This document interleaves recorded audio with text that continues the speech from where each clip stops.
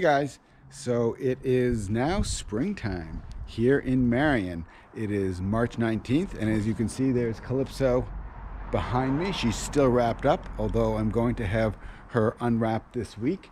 We have been on board doing some cleaning out because of those of you who follow, you know that we're about to purchase a new boat, fingers crossed. And these are some of the stuff that we want to take off the boat. So I thought I'd take this opportunity while I'm at the boatyard to say a little bit more about how I went about selecting the right boat for me, and maybe you will find this helpful in terms of picking the right boat for you. So picking the right boat really starts with figuring out how you want to use the boat. You go to the boat shows these days and they're full of all kinds of boats, shapes and sizes.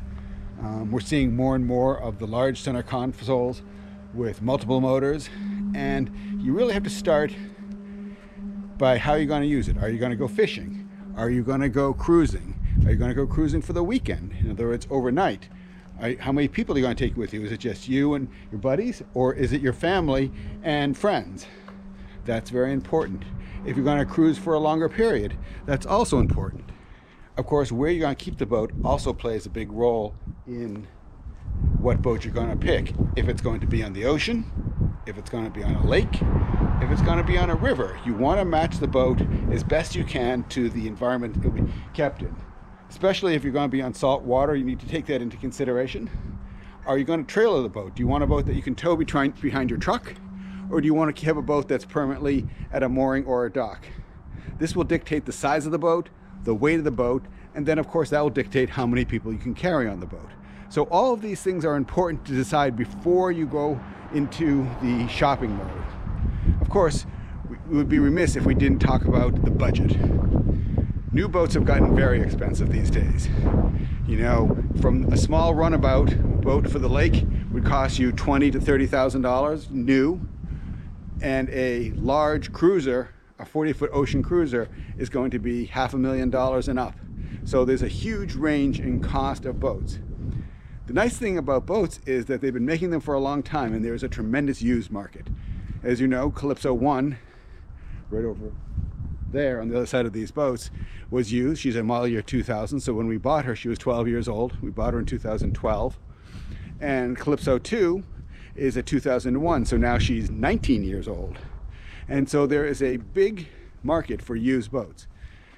The nice thing about a used boat is that you're already taking advantage of the boat being mostly depreciated. A new boat, like a new car, depreciates very quickly coming off of the showroom floor.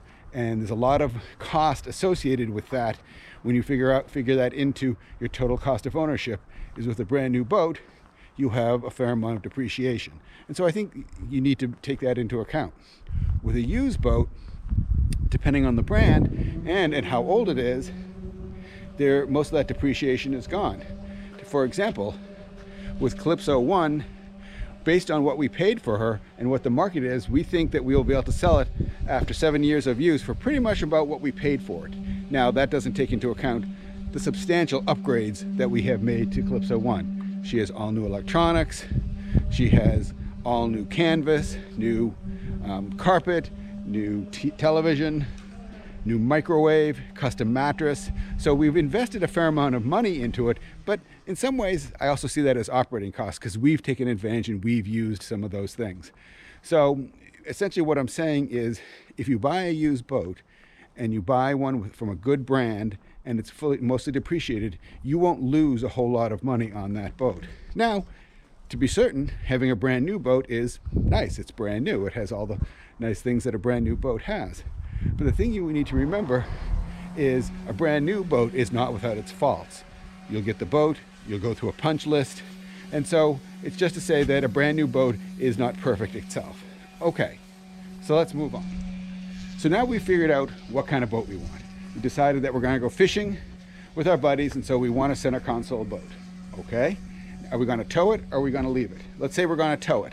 So that leaves you pretty much, keeps you at a range of up to about 23 feet. It's going to be outboard powered, probably one outboard, maybe two, depending on if you're at the upper end of that. So that's one range. Or the wife says, we'd like to go cruising. We like to use this as a summer house. We want to take it for the weekend. So now you're talking a weekender. You can certainly start weekending at about 26 feet. Much smaller than 26 feet, at 24 feet and under, you're not going to have any headroom. And chances are, if it has a head, the head is going to be a porta potty as opposed to a plumbed in head. And take it from me, you want a plumbed in head. A porta potty is less than ideal. So if you're going to go cruising and you're going to go with that 26 foot and up, then you say, how many people am I going to carry? If you have a family of 2 adults and 2 kids, and they're young kids, you can fit 2 young kids in a 26-foot boat. If you were like us, when we bought our boat, we bought a 31-foot boat, the Searay 310, and we had the 2 adults and 1 child, and we fit very nicely on board that boat. You know, she has a lot of room. She has the forward berth. She has the mid-cabin berth, and the boat, which is right there, here, fit us very nicely.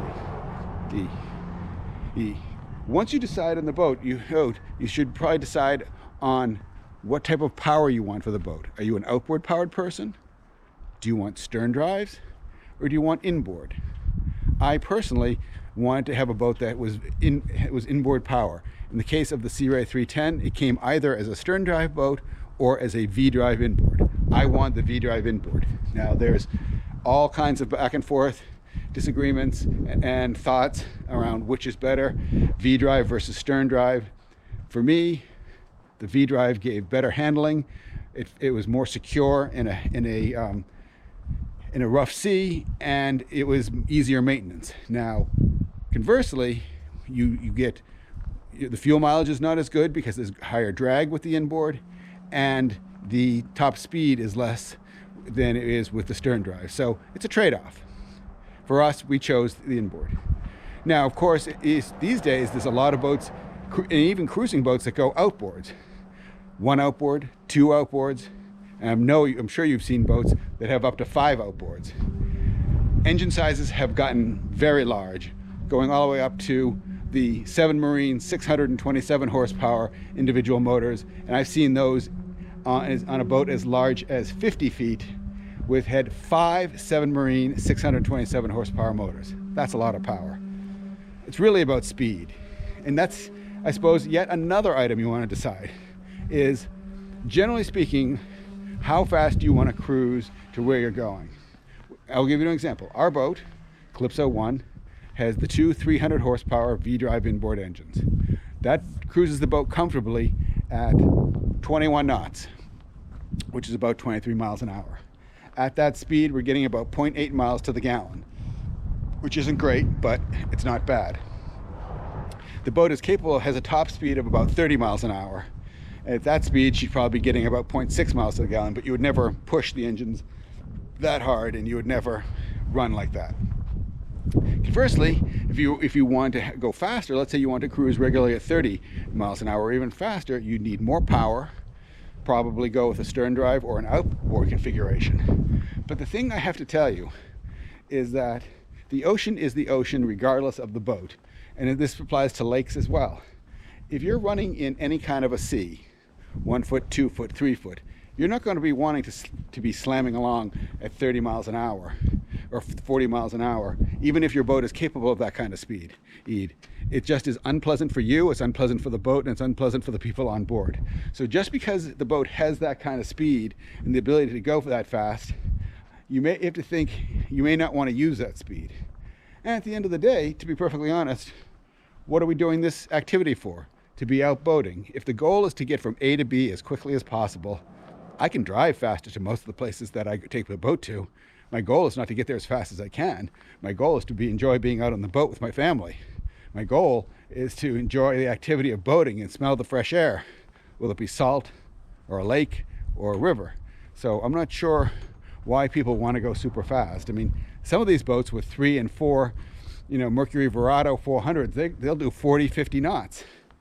And even if you're willing to let your teeth be chattered out of your head at that speed, where you going in such a rush? Years ago, before we had this Calypso, we used to sail, and we love sailing. And as many of you know, sailing is not much faster than I'm walking now, about 6 knots.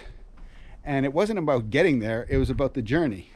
And that's really what about boating is. So when you're looking for a boat, just because it looks great to have lots of outboards on the back or really large stern drives, you have to think, what am I using that power for? Do I want to pay the gas that that boat takes to push it at that speed? And do I want to pay the upfront price to have that power? So all those things have to be taken into consideration. Now, to be clear, I'm not advocating for an underpowered boat. That would be just as bad. An underpowered boat that can't get out of its way is not only not fun, but it's not even safe. You don't want to be in a sea and not be able to push your way home and get there. So that's another thing you have to take into consideration. So if you're like us and you decide to buy a cruising boat, then you decide, okay, and I'm going to use it on the ocean. What's my price range? What features do I want? What things am I willing to do to bring it up to condition? As I mentioned in my last video, when we were searching for Calypso, here we didn't know that the electronics should be more current. We weren't thinking that the canvas should be brought up to date. It just wasn't in our sort of mindset to do that. So you need to think, when you look at a boat, what will I need to upgrade? Because here's the purchase price, but how much am I going to have to add extra to update those electronics, to put a new stereo in if that's what I want, to put new canvas in? Maybe I need something else. Maybe the engines need to be overhauled. Now, if you're very handy and you're able to do a lot of these things yourself, you can save a tremendous amount of money by purchasing a boat that maybe is a fixer-upper. It's just like a house. If you want a turnkey house, you pay one price up here. If you want a fixer-upper and you have those kinds of skills, then you want to buy at that lower price, use your own sweat equity, buy the parts and things you want, and do it yourself. And often that's a lot of fun. I mean, after all, boating is a hobby as much as an activity. For me, it is. I mean, I don't have a tremendous amount of skills, so I do some basic activities on the boat.